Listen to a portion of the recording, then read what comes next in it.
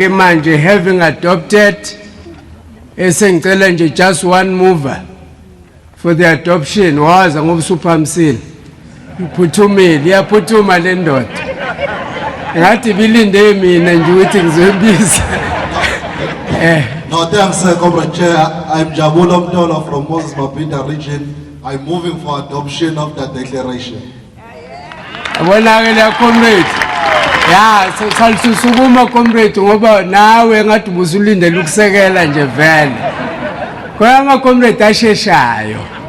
Angalindi ukuthi kuyoze kudlule. I'm promising from ladies with uKhahlamba region from Metikoniwe. Ngiya second. Thank you. Nandla! Long live our declaration, long live! Long live! Amen. My comrade, we are now addressing our last item on the agenda, and I need to indicate that there is simply gorgeous here. There is simply gorgeous here, comrades. Uma kwenzeka ukuthi uhlobene ne simply gorgeous. Please come to the table. Masqeda la, not necessarily much. Masqeda, come to the table and reconnect. Inkinga le separation ya notiseka lakitina. We don't believe it should happen. So please come and reconnect. Umanimazi futhi noma ngaba ngekho la within the plenary at the moment. But please do indicate to a comrade ukuthi ulahlekelwe izinto zakhe eziningi la. We have not checked, but you can just feel ngaphandle ukuthi ziningi izinto ezisemqoka. The problem ukuyivula into ungayazi ukuthi kabani ingazi ube nenkinga ye temptation manje ikheda ye ANC izama ukungavuli ngisho ukuvula izama ukufuna owner, give it to the owner, uyena ozobona uvula kanjani. Comrades, having said that, as I now hand over to usihlalo weprovince ya KwaZulu-Natal, usihle Khuzeni Zikalala. Ngeke ngisabuya mina, mbiza ibize.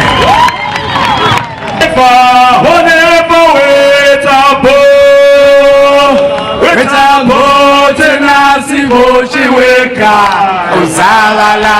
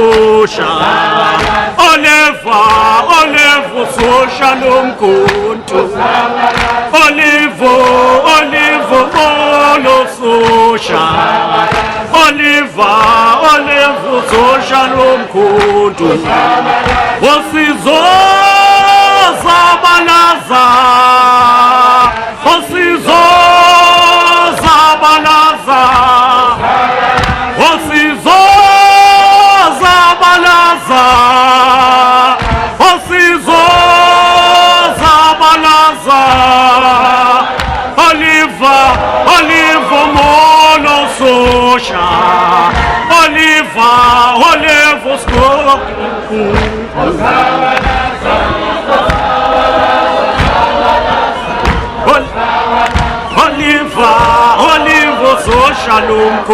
zethu. For the people shall share.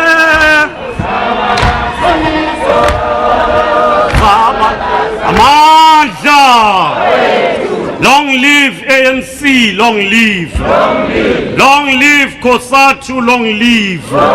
Long live South African Communist Party, long live. Long live Sanko, long live. Malbongwe, Gama la Makhosikazi. Pambili na Veterans League, Pambili. Raw Young Lions, raw. Forward with the PYA, forward. Long live the legacy of MK, long live. Amandla. Siyabonga. Thank you, Comrade Matungwane, Deputy Chairperson of the ANC and the Program Director, the officials of the ANC, the NEC members who are with us, the PEC as a whole, all delegates who have been part of this occasion. The Provincial General Council of the ANC in KwaZulu-Natal is now coming to an end. We are greatly inspired by the success and the robust debate that prevailed during the proceedings of this PGC at the plenary and in all commissions. We want to thank the President of our movement and all NEC members for attending this important meeting of our movement in the province. We wish to extend words of gratitude to all branches and branch delegates who are here, the ANC leagues, the MKMVA, the Alliance, the invited guests, for ensuring a resounding success of the PGC. It will be, of course, remiss of us if we do not thank the Musa region for hosting us and make it visible that all people see that the ANC was gathered here.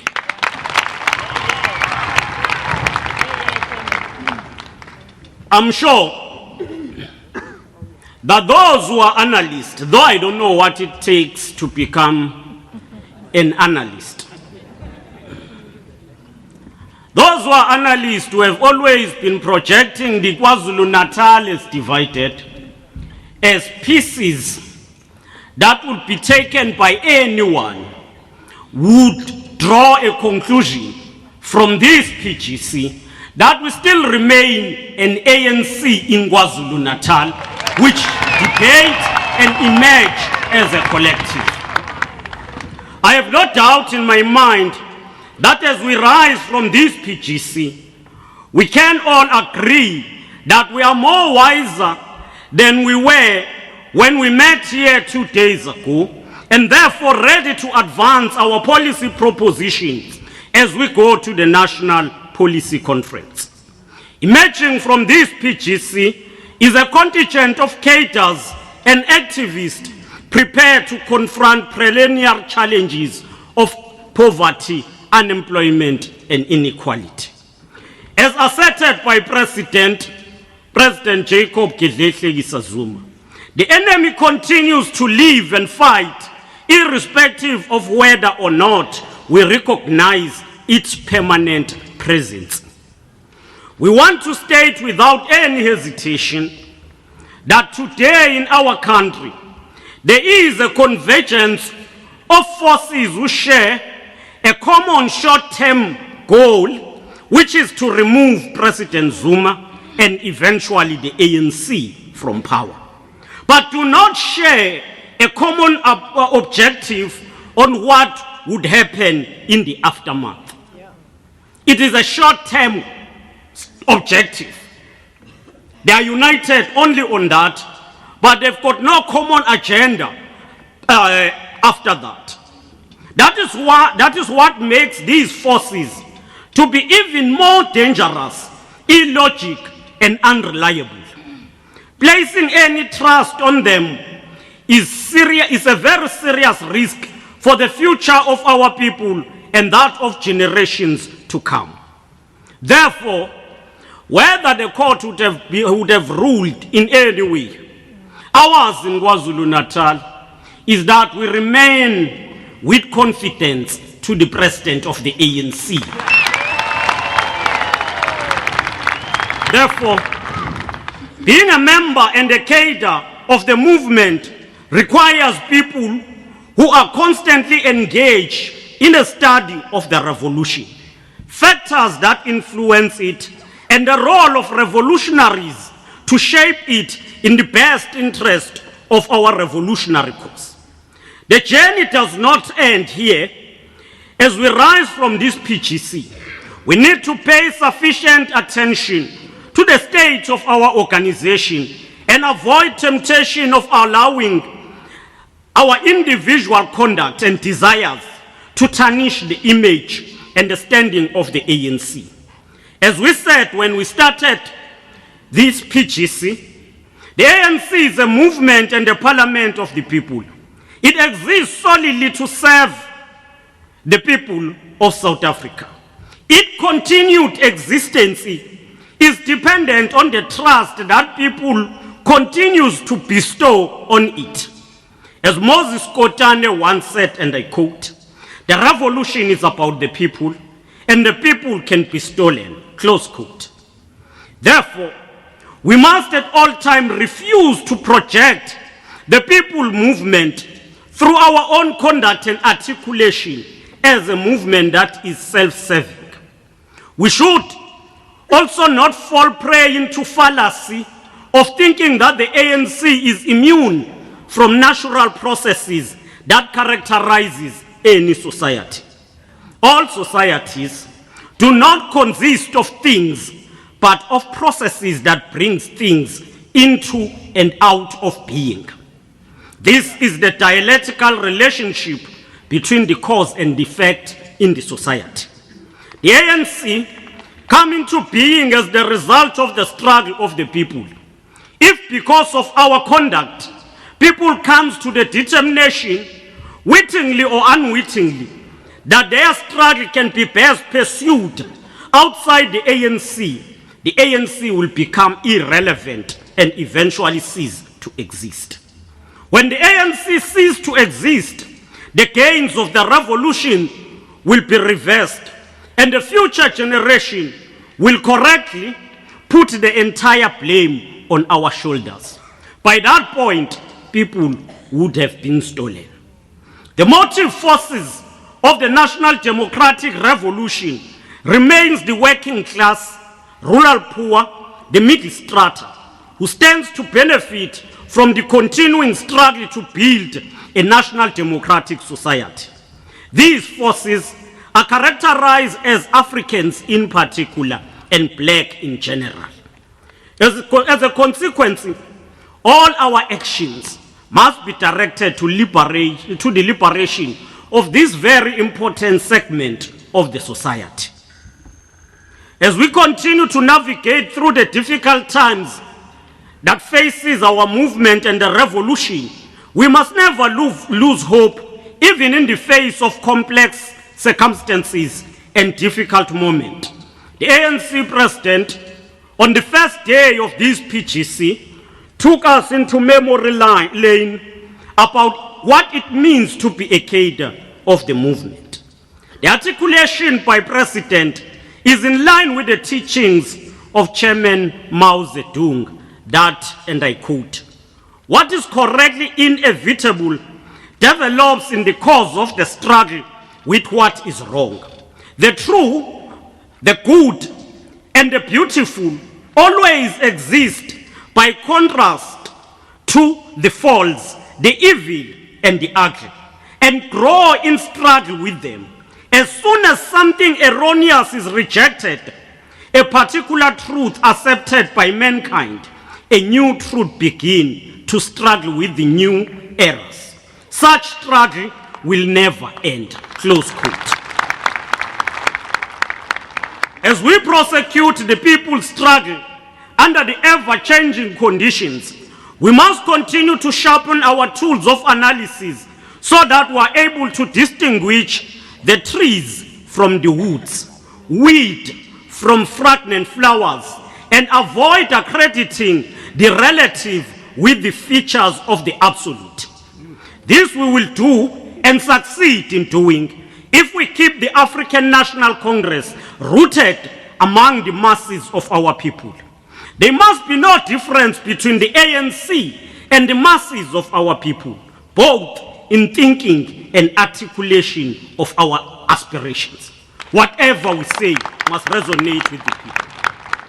As we surge forward with the struggle for radical economic transformation, we must fully appreciate the fact that we pursue a struggle under conditions characterized by antagonistic contradictions at play.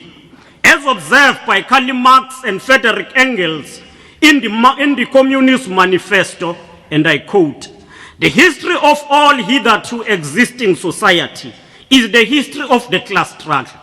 The oppressed and the oppressor stood in constant opposite to one another, carried on an uninterrupted, now hidden, now open fight that each time ended either in a revolutionary reconstruction of a society at large, ruin of the contending classes," close quote.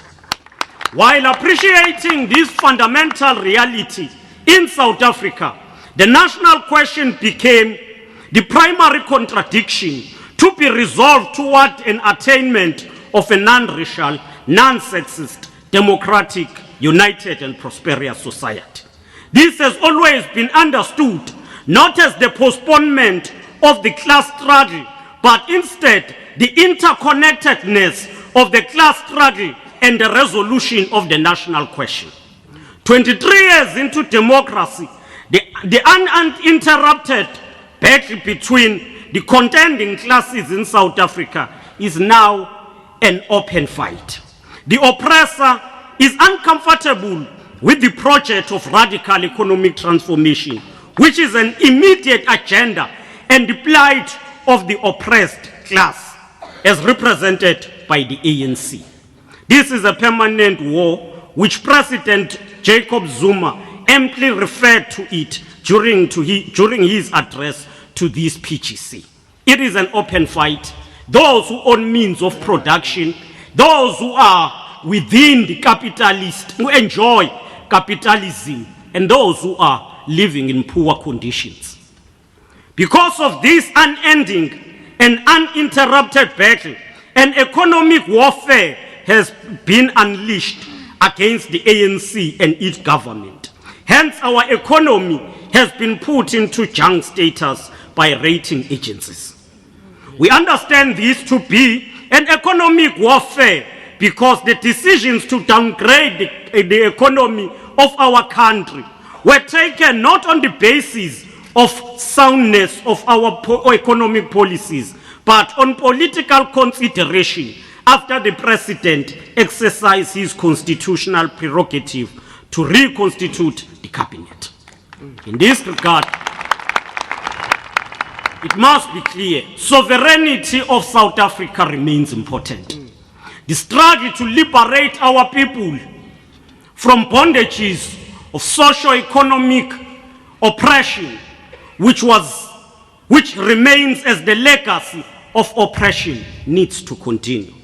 As we are raising this point, we're raising this point so that as revolutionaries, we are able to distinguish the challenges of our own making and those brought to us by objective environment, even if they coincide with our own internal subjective dynamics, impacting upon the pace of change. The reality is that the enemy does not only want to remove President Zuma, but at the end they want to remove even the ANC. They will project him as the main problem. The problem we are facing in South Africa is the high level of unemployment of our people, is the high level of poverty. You can remove President Zuma today, poverty will still be there. In fact, those who want him removed they want to perpetuate the status quo that is prevailing today. How are we then expected to understand the sudden desire by some within the Congress movement to cooperate with the counter-revolution? As revolution teaches us, a conscience of a person is not determined by a function of his mind or her mind, but by his or her surrounding objective conditions. As President Zuma said, a person does not live as he thinks, but rather think as he lives. Indeed, because of the success of the revolution, there are some in the movement who have recorded rapid growth in life, either as a result of policies of our democratic movement, in particular the BEE, or were deliberately and purposefully co-opted by the white monopoly capital so that it appears to be concerned with African people, while the intention is to serve its agenda. It is these comrades today who have sponsored brevity to tell us that there is no white monopoly capital and that the agenda for radical economic transformation is a reckless agenda that will upset the private sector. It is time we distinguish whether, as the ANC, we will stand on the side of the motive forces of our revolution, or we stand to please the private capital. The creeping danger of conformism need to be confronted. Clearly, there are those who see nothing wrong with the current economic status quo, and they have piggybacked on subjective challenges to further their own ambitions. For them, any change in the structure of the economy represents adventurism and is reckless. In this context, the pursuit of radical economic transformation should simultaneously include fighting corruption. As revolutionaries, we should ensure that we confront and deal with both those who resist radical economic transformation, while at the same time ensure that we fight corruption. Because the good program of radical economic transformation will be sabotaged if it gets any element of corruption. It is easy for those who occupy the media to tell us that no, this project is wrong because it is corrupt, while the project for us is correct. Both resisting radical economic transformation as well as corruption need to be confronted and uprooted from the movement and any sphere of government. We've decided to labor on this point so that we all have a common understanding of the real challenge challenges that are facing, that we don't fall prey into the agenda sold to us by the enemy of the revolution.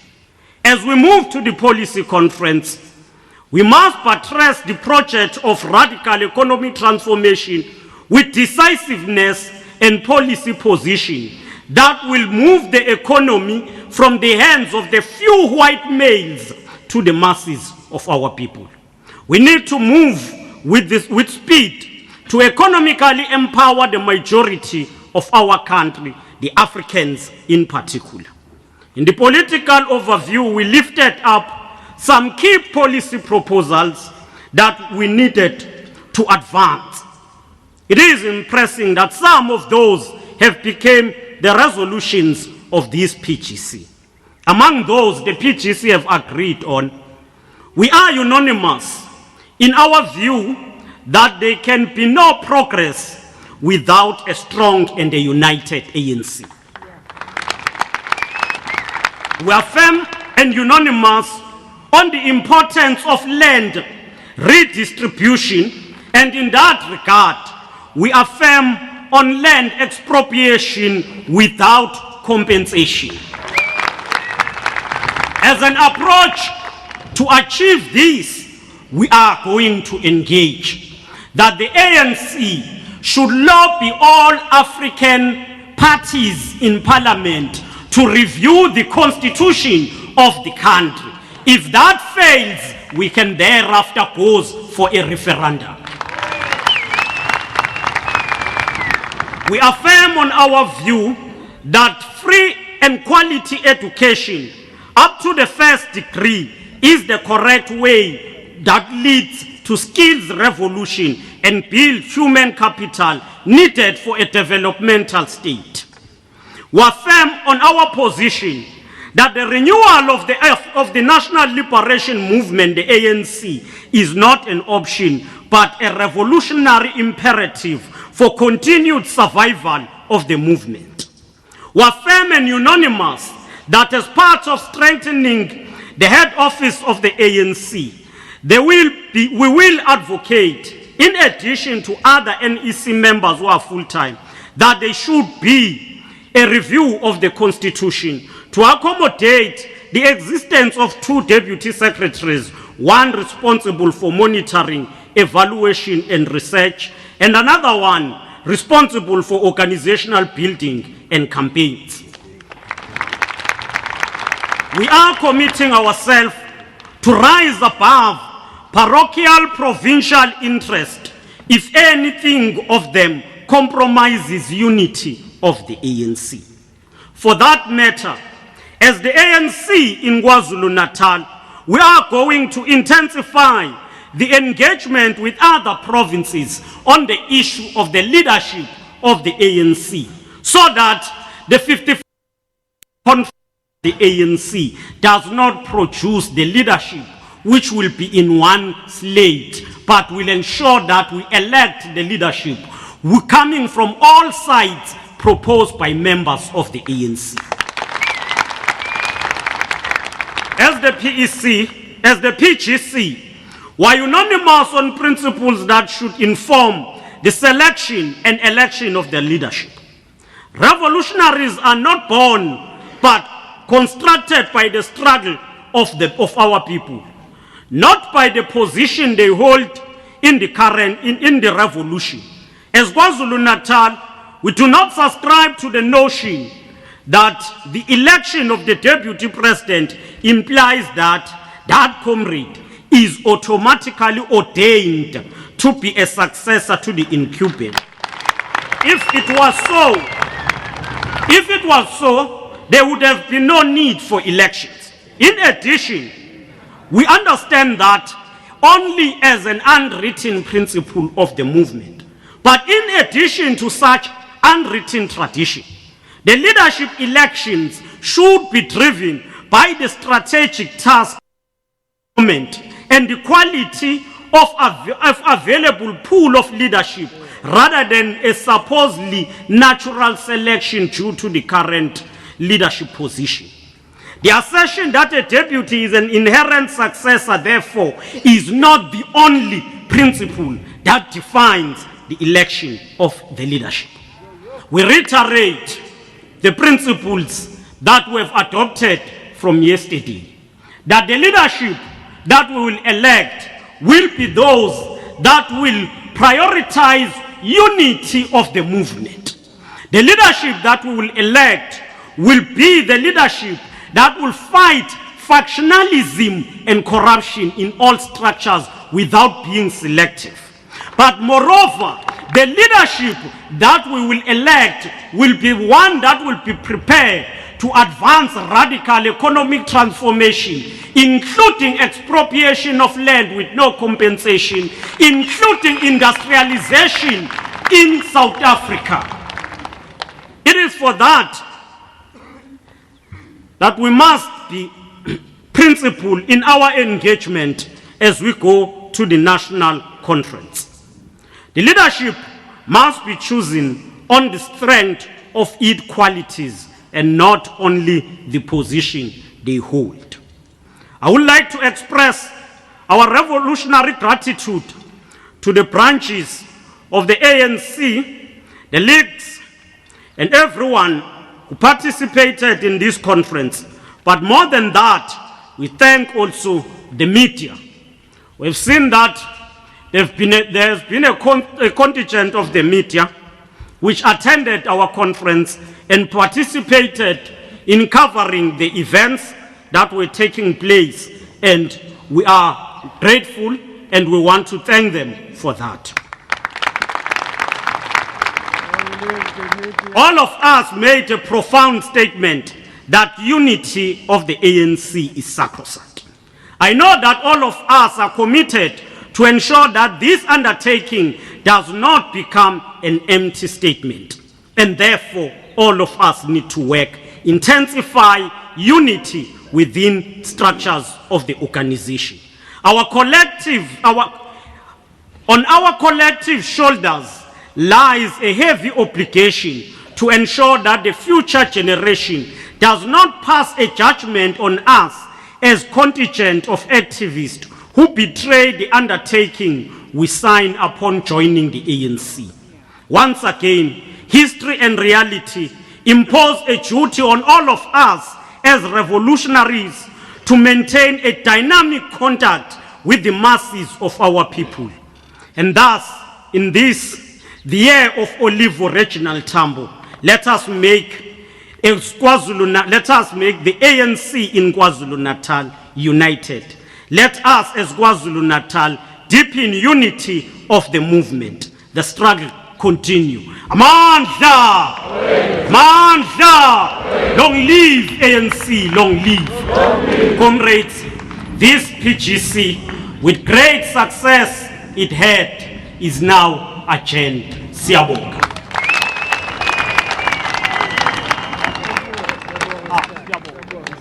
That was KwaZulu-Natal ANC chairperson Sihle Zikalala concluding his address at the KZN Provincial General Council in Empangeni in KwaZulu-Natal, wherein the council meeting has just concluded. Now, this is a prelude to the National Policy Conference to be held in Gauteng next week. And as would be expected, Zikalala, seen as a close ally of President Zuma and a backer of presidential hopeful Dr. Nkosazana Dlamini Zuma, he lashed at President Zuma's detractors, saying that they have no common agenda whatsoever and the vision beyond Zuma's term, and they want to perpetuate the status quo that the country finds itself in. He said, should the ANC cease to exist, that would reverse the gains of our democracy, and they would actually have to shoulder the blame for that. Now, on the issue of the radical economic transformation agenda, he lamented the fact that this agenda is met with resistance from what he calls antagonistic conditions in the country, spearheaded by the so-called white monopoly capital. Now, the governing party has been facing serious accusations of corruption in government, and he conceded that it needs to be dealt with quite expeditiously to realize the benefits of radical economic transformation. And on the succession debate, he quipped that it is not a foundational principle that the deputy succeeds the president. They want to elect a leadership that will fight factionalism in the party. Now, the African National Congress will be holding its National Policy Conference at the end of next week, and we'll have all the details regarding that as we build up to that policy conference that will be held next week.